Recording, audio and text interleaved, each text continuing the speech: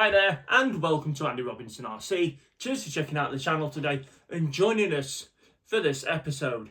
Okay, as you can see on the table we have today, we've got a couple of RC10s, and we've got the Tamiya sort of Manta Ray come DFO1 top 40 thing there. And this weekend just gone, it has been the Lakeland Classic Vintage RC meet up in Kendal in the South Lakes. So this is an annual event now, and it's been running for about 8 years, and it's always a great turnout, and it runs for 2 days and caters for all things vintage. So lots of vintage racing, lots of being laid back, and it's all nice and chilled, and you can meet up with your mates, socialise, have a beer, I suppose, if you drink as well, and there's some cool racing as well, and the appreciation for these awesome older RC vehicles. So, as I said, I went and entered in that over the weekend, and this is what I ran over the weekend. I ran my new RC10 team car, the RC10T, which these are obviously both re-releases. Actually, technically that's a re-release as well. That's a re-release Manta Ray. And so we did two-wheel drive stadium trucks, and four-wheel drive buggies. So I will tell you about how it all went and how I got on. Now, usually, I didn't do it this year, so I thought I'd do it a bit differently. Usually, like the week before the Classic, I do a video, and I'll say, oh, this is what I've done to the car this year, and this is what's going on. But I thought, to make a bit of a change, I'd do the video after the Classic, and then at least I can talk about what happened. Oh, yeah. Really sorry about the yawning. I'm just not caught up from the weekend yet. So I'll tell you what would happen at the weekend, how I got on, and any details like that. So for the past 5 years, in fact, of visiting South Lakes in Kendal for the Lakeland Classic, I'm sure you'll be familiar with this. I've been running this, which is my RC10 B3 factory team car. So that's what I've been running, and I've now retired it from the Lakeland Classic as such, and I've started to use this indoors at my local club, and it probably might go to a few other places as well. But yeah, that's my RC10. So I wanted to go this year. I wanted ideally 2 new platforms to race on, and have brand new electrics in this as well. And the electrics that were in the B3 were probably, I think they were a bit more on the tired side, to be honest. So that B3's now become a brushed motor, a buggy again. So anyway, what I will do as well, I will have the shells off these, and you can have a bit of a closer look at them. So before I get on about the weekend itself and what I did and whatnot, the whole idea is that the Lakeland Classic raises money for the Northwest Air Ambulance. So all the proceeds from the event go to the Northwest Air Ambulance, and it's a great cause. And it's great to see that the RC community is getting involved and helping the local community, a bit like they do with Iconic RC, and they raise their money for charity for Parkinson's. So similar thing to that. So it's really good to that happens, and we're just waiting for the total that they've raised for this year. We haven't heard it yet. So I'm going to say a big thanks to any of the businesses and any individuals who donated anything to the raffle this year. Lots of people did.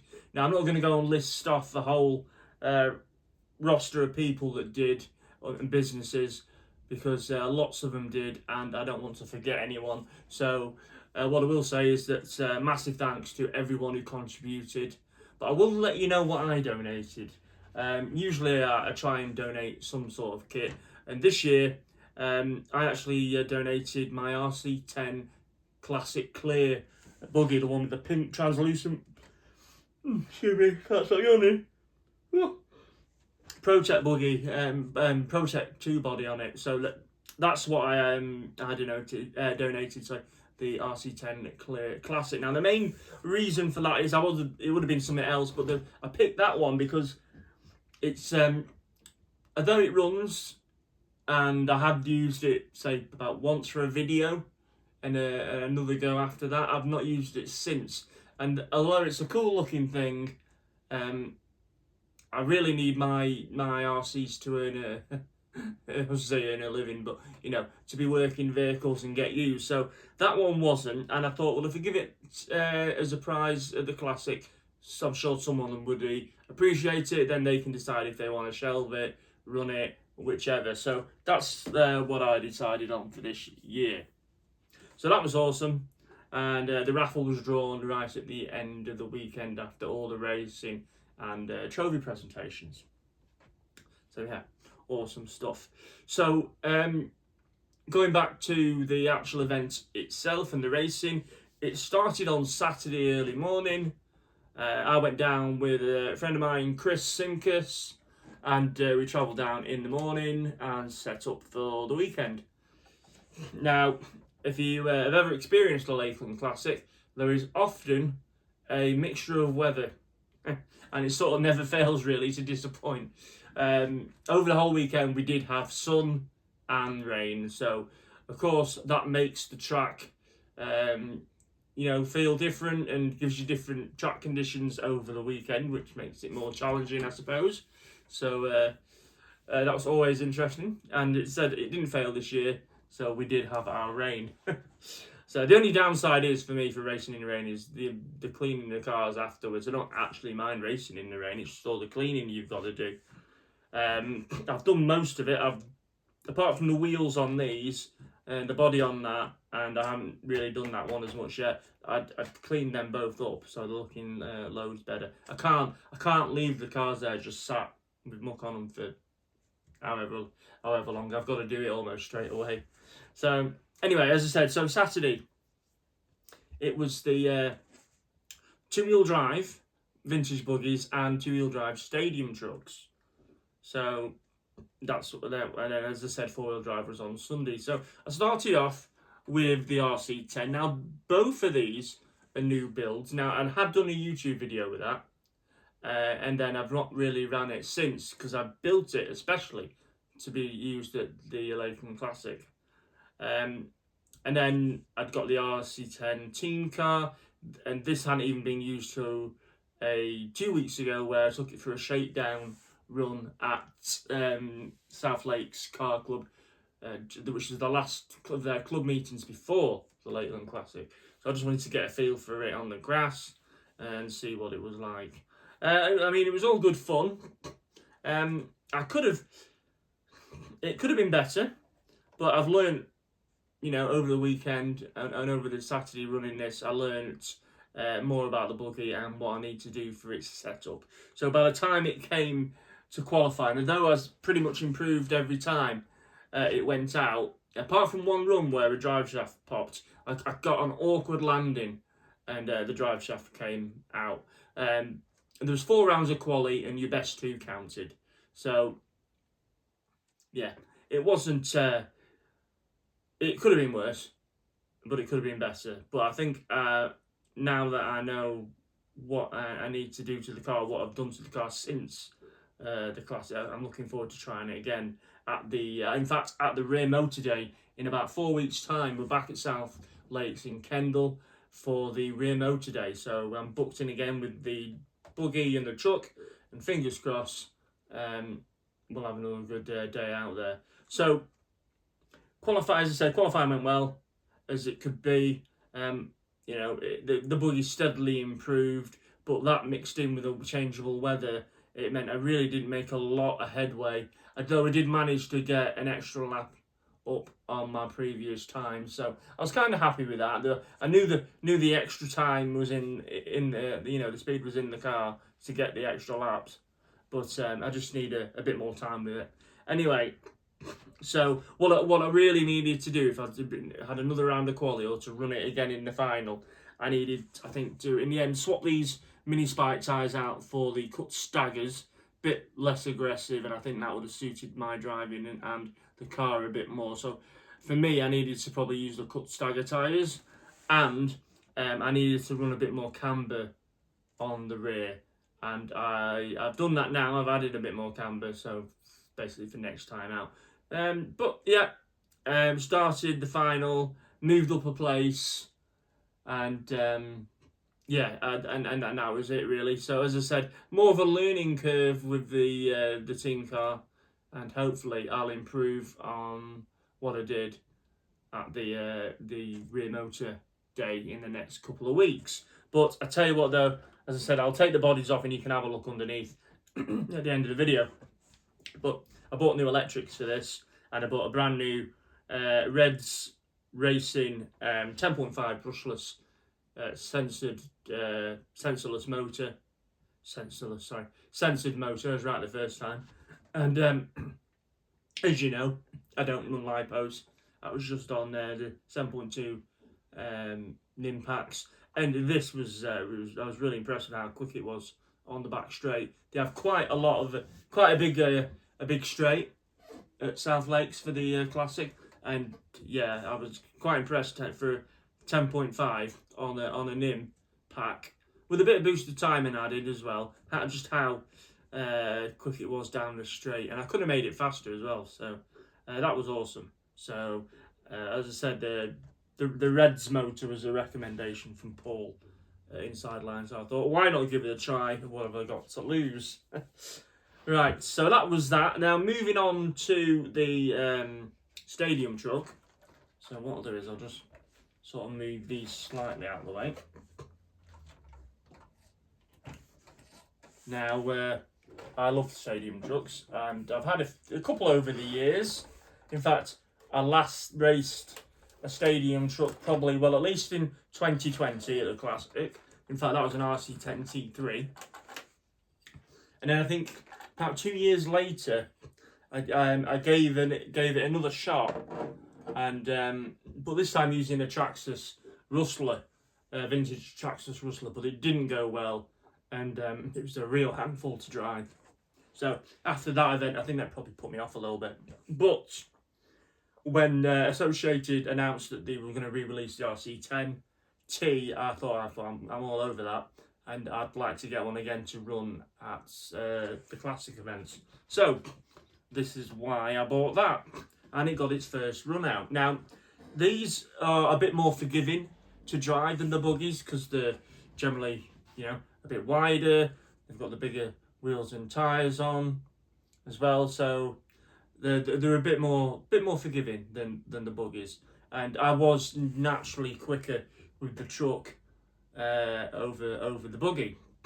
And again, qualifying was all right. It steadily improved, got the extra laps I wanted, and then having realised I should have run more camber on the rear on this, I added the camber on in time for the final on the rear on this, because the ones I had them pretty much parallel, and what a difference that made in the final. And I really enjoyed it. It was my best race of the day, and probably the best race of the weekend. I got into the B final. There was 2 finals, A and B, and I think it was about 10 drivers in each final roughly, and so that was really good. And I managed to say I ended up qualifying 3rd overall in the B final, which surprised me. I was quite impressed. I thought I didn't think I'd be as high as that, but I was. And yeah, we had a cracking race, and started off the race. I even got out into first place, probably for a lap or so, at the most. But I realised the pole sitter who had got past Matt was he were quicker than me, and I decided. I mean, I could have sort of tried and defend and try and keep ahead, but I decided Matt's quicker than me. He'll get me anyway, I think. So I thought it'd be better to let Matt go, and if I can catch him later, great. And I thought I'd try and hold on to 2nd place throughout for the race. and that was my idea. So don't fight Matt and lose tons of time, but try and keep hold of second place. And I had did a report on Facebook, so some of it might sound similar if you've seen it. But I had a really fast, hard charging Dan Troughton from South Lakes Model Club. He was in ours. He'd lined up second on the grid, and I was third. I was behind him, but I jumped them both on the opening lap. And anyway, for pretty much most of the race, it was a hard fought battle between me and Dan. There was not much in it. If there was a mistake made on Dan's part, he'd catch right back up and he'd be on my tail again. And there was, even if I'd taken some wide corners, I managed just to keep it in front of him. And I had to really work hard to defend against him and keep him at bay. And I did manage to hold off and take second place. So for me, that was absolutely made up that I'd got second place in the race. And I mean, to be honest, I'd have probably been happy with third as well if it ended up coming third. But I was really happy with the way I drove the truck and took second place. It meant a lot, really, because I don't generally believe that I'm actually very good at anything. Now I know people might say, "Well, that's not true. You do this and that," but that is just how I see myself most of the time. As I say, I don't generally believe I'm very good at anything. So I do try as hard as I can with my racing, and I know it's a bit of fun as well. And people say, "Oh, well, it's toy cars. You're there to have fun, and not take it too seriously." Yeah, that's right. We are, and we don't. But if I get the chance to, drive well and earn a trophy, then it does no wonders. It does wonders, I should say, to boost your mental health. I had 2 races at my local club recently that I completely blew. A TQ'd race and in the A final, and I should have won it. And I led for half the race, and then it all went a bit sideways. So that was that one. And then literally a couple of weeks later again, I was in the A final for that, and it come down to a 3-way shootout between me and 2 other drivers, and basically whoever won the race would have taken third overall in the championship. And I think I qualified. I think I was second anyway, about thereabouts in that race. And again, I totally blew it. Finished last, and I blew getting into to third place. So that really put me on a bit of a downer, really, because I know that I can drive much better than what I did. Anyway, this made up for it totally, and I was so pleased. So yeah, it's fun to enjoy the hobby and do the racing and all the social and not take it too seriously. But when you can do well, it does help, and it gives you a boost. So I was really pleased with that. Also then, so what other is, so as I said, I took the second place in the B final in my truck, which was awesome. So we'll just move that back there, and we'll talk about the 4-wheel drive now. So this one still needs a bit more of a clean up than the others. This was the last one to be raced, and I'll tell you what, it'd been dry and sunny pretty much 80% of the day, and then finals came, and then the heavens decided to open and made sure we had a wet track. So cheers for that. Anyway, the Manta Ray. So again, I actually ran this. This is the only car out of the 3 that I'd run the previous year, so it was pretty much set how I'd had it. I might have done a bit of messing with the ride height on it at the back, I think, over the weekend. But other than that, I even had the same tyres, and they're still not worn. Not worn enough to warrant me changing them. So I might even get, if I keep the Manta Ray, I might even get another year out of them yet. But yeah, it was good fun. I actually found 4-wheel drive, I always find the hardest. I know a lot of people say it's easier to drive the four-wheel drives, but I actually find it harder. I much prefer driving a two-wheel drive.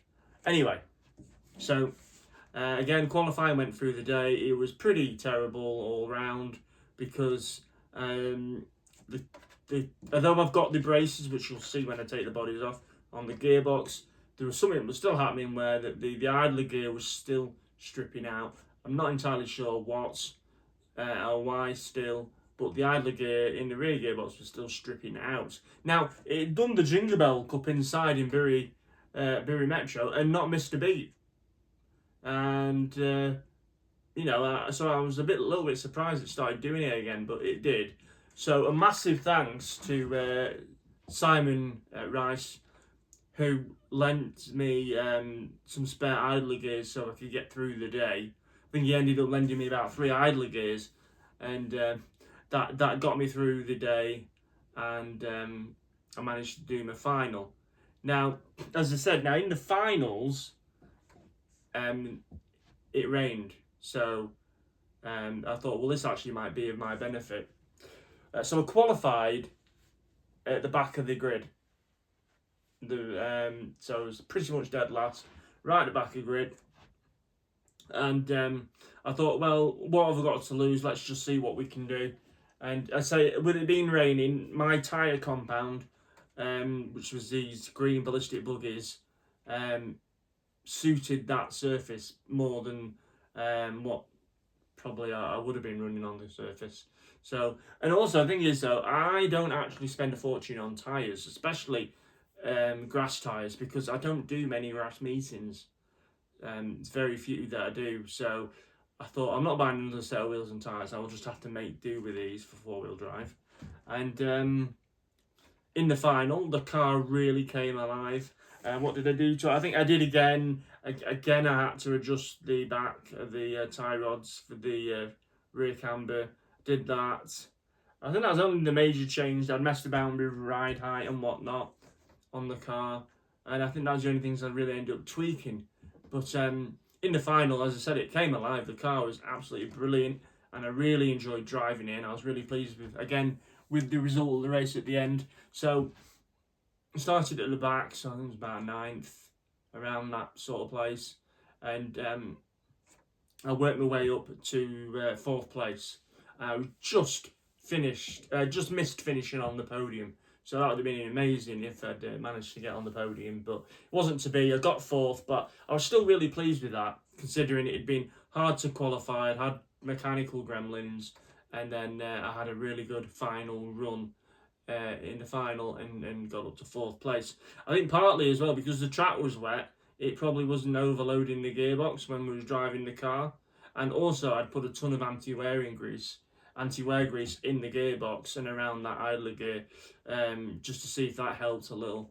And we made it home and dry in the end, so that was really good. So that's sort of what I got up to at the Lakeland Classic. I also had the privilege of judging the Concourse competition on both Saturday and Sunday, and that was hard going because there were some awesome models, awesome cars that people had probably spent hours on building, setting up for racing or spraying the bodies, the car bodies. So it was always going to be a really difficult choice. So my 2 choices in the end were based on things you don't probably see as much at the RC meets. Now, there's usually a lot of Tamiya's, Team Associateds, Loses, Schumachers. Now, there's nothing wrong with those cars, as you can see.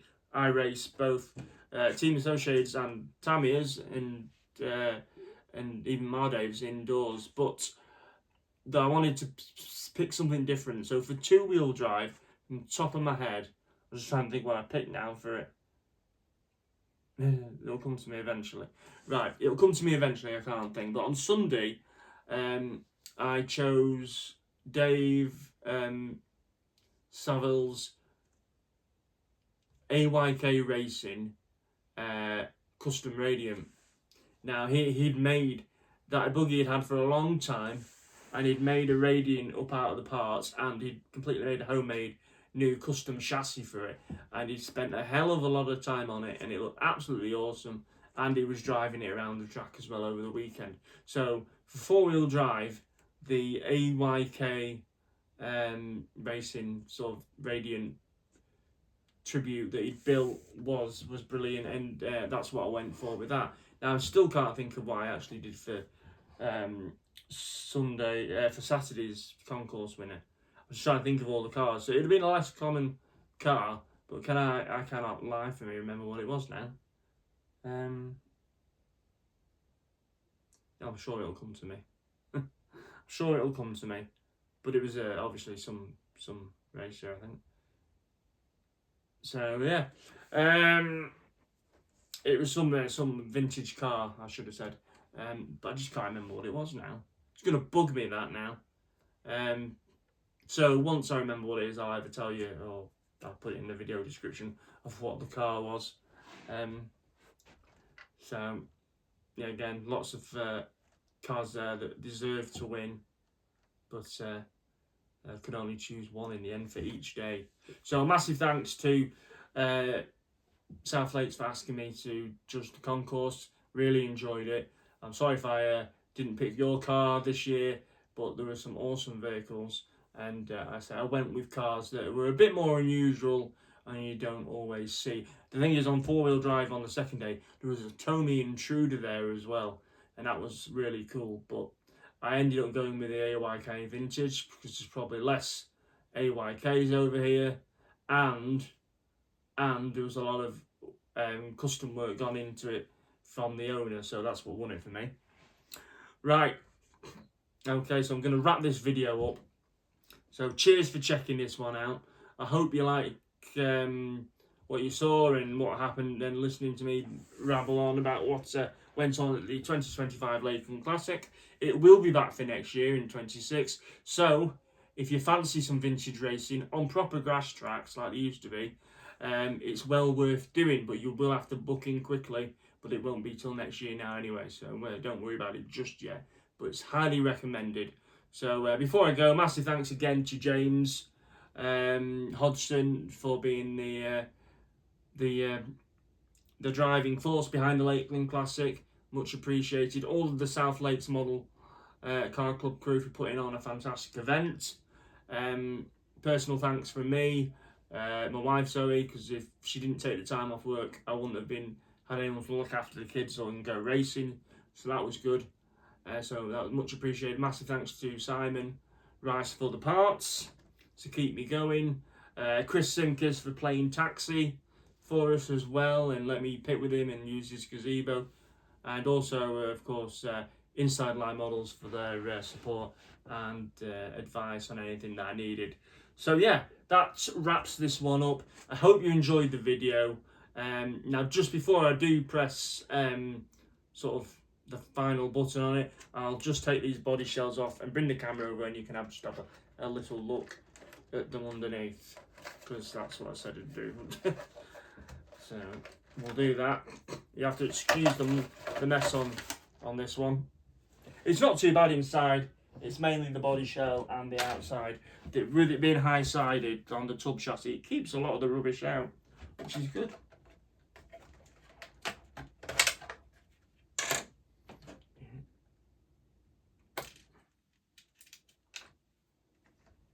Yeah, but I sort of thoroughly enjoyed driving these new cars this year. It made my weekend, and I can't wait to use them again at the rear motor day. So, just put them there. The only thing I'll tell you what I was annoyed at, nothing to do with the event. It's one, it was probably a bad landing from me, but also I don't think the Lexin was as thin as it was around the back of the truck body. I only did one roll, I think, on it, and it damaged. It cracked all the body around the back here, so I had to repair it for the Classic.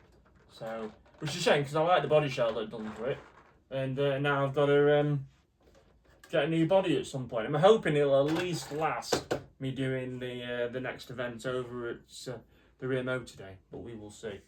That there, which I've knocked over. So take the body off this as well, and we'll go and get the camera over for you. And you can see.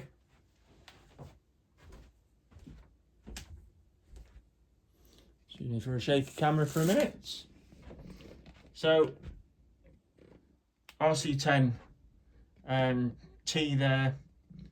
So what did I do with it? Well, I did a few things to it probably since the running video happened. It's got the Factory Works steering set. It's got an alloy servo brace from Racing. I was really impressed with that. That was really good. So I put them on. It's on the Buggy as well. Ball raced it, and it's got the world's sort of carbon transmission brace there as well. MIP drive shafts at the back, and it's got the RPM ball studs as well. So that's what I did to this one. So nothing major, but things that probably help the vehicle when using it. And I say it's got just got a hobby wing, just stock 10.5 brushless motor in. And then moving on, this is the Manta Ray. And I say I've done videos on this as well, so you can check them out, see what it's like. But again, it's not changed much since. Now I have got a sensorless brushless motor in that, so it would be obviously better with the censored one, but it was all right. But yeah, it's got the alloy gearbox braces there, which you can see, and it's still, I'm still unlucky with it for some reason, so we need to look at that. It's got the JC wishbones on, JC Racing wishbones. It's got front and back universal drive shafts. I put the top deck on off the Top Force, which I thought was quite cool, and it's got Top Force GRP sort of glass fibre shock mounts front and rear. So I wanted to do a few things to it, but I didn't want it to be a Top Force. And then that's my RC10 team car. Again, Factory Works steering, Racing alloy servo mount. It's got a carbon fibre rear tower. I have got a front one, I just haven't put it on yet, so it's still running the kit one. Again, it's got the RPM ball ends on, and it's got a carbon fibre transmission brace as well. Ball race. This doesn't come with MIP drive shafts. It has ones from these are the universal drive shafts that come from Associated, so it has them already, which was good. And yeah, so thoroughly pleased with it. Awesome event. Love the cars. I can't wait to use them a bit more. Right, I'm going now anyway, so I'm sorry this one was a long video, but I just wanted to let you know how the Classic went and what an awesome event it is. So cheers for checking this out. Look after yourselves and take care. And if you haven't already, please consider subscribing to Andy Robinson RC on YouTube, and also you can find us via Instagram and Facebook under the same name. Right, time to go. Cheers for checking this video out, especially if you've stayed this long. It's much appreciated. Look after yourselves and take care, and we'll see you on the next one very soon. Bye.